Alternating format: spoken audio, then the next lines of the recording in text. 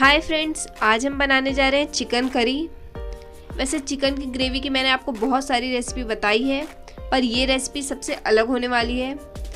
इस वीडियो में मैं आपको बताऊंगी कि रेस्टोरेंट वाला सेम टेस्ट आप घर पे कैसे ला सकते हैं। बहुत ही इजी तरीका है, हर किसी के किचन में वो सारे मसाले मिल जाएंगे जो हम इस रेसिपी में यूज़ करने वाले हैं। तो वीडियो को पूरी देखना है। चलो ये मज़ेदार चिकन की रेसिपी बनाना शुरू करते हैं।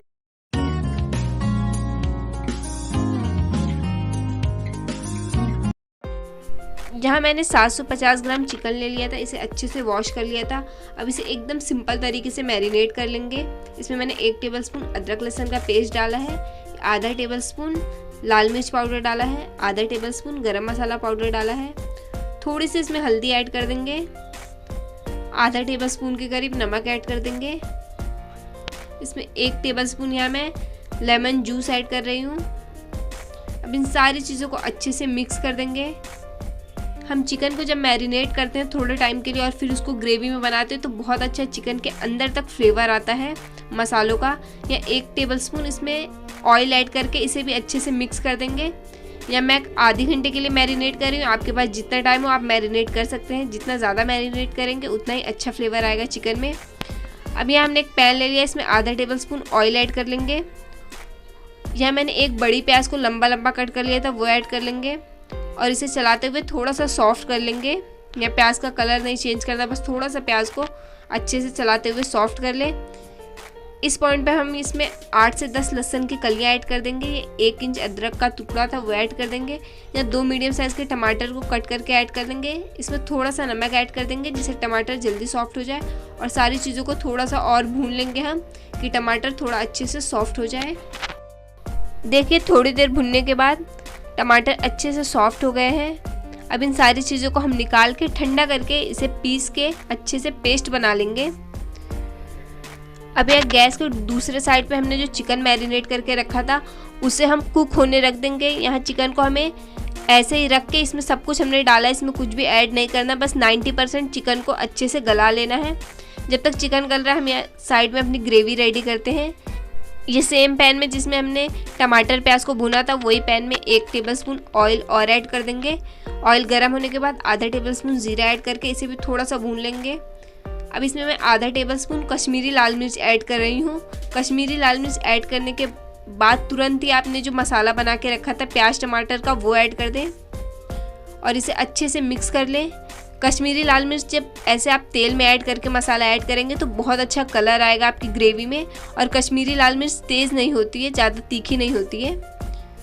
यह हमने अब मिक्स करके अच्छे से टमाटर प्याज के पेस्ट को, इसमें आधा टेबलस्पून धनिया पाउडर ऐड कर दिया है, आधा टेबलस्पून गरम मसाला पाउडर ऐड कर दिया है, थोड़ी सी तीखी वाली लाल मिर्च ऐड कर दी है और सारी चीज़ों को अच्छे से मिक्स कर लेंगे। अब हम इसमें थोड़ा सा पानी ऐड कर देंगे और इसे अच्छे से मिक्स करके चलाते हुए आपको अच्छे से मसालों को भून लेना है कि जो ऑयल है वो मसालों पे ऊपर आ जाए।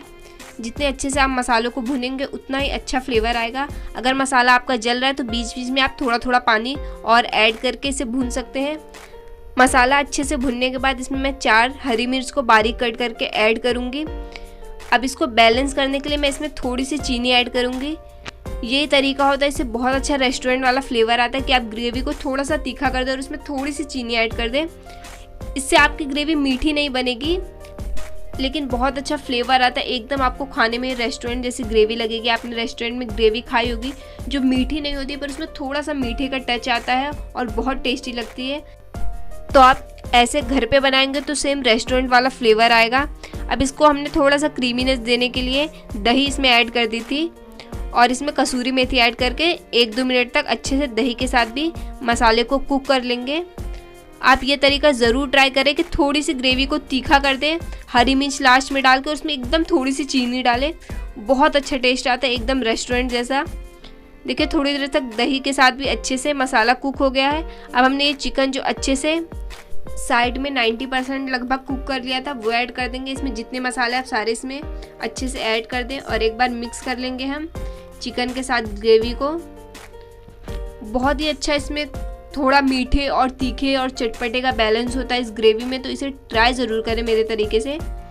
अब इसमें आपको जितनी पतली ग्रेवी चाहिए आप उस हिसाब से पानी ऐड कर सकते हैं। या मैंने लगभग 1 गिलास के करीब पानी ऐड किया है।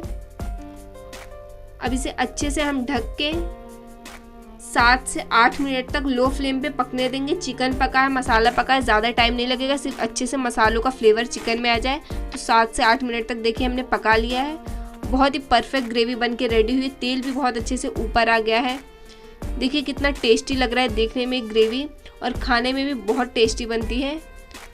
अब इसमें हम थोड़ा सा हरा धनिया ऐड कर लेंगे ऊपर से और इसे मिक्स कर देंगे और ये बन के रेडी है। बहुत ही ज़्यादा टेस्टी, एकदम बाहर जैसी चिकन करी, और बनाना भी बहुत आसान था। सारे मसाले आपके किचन में मिल जाएंगे, तो इसे ट्राई ज़रूर करें।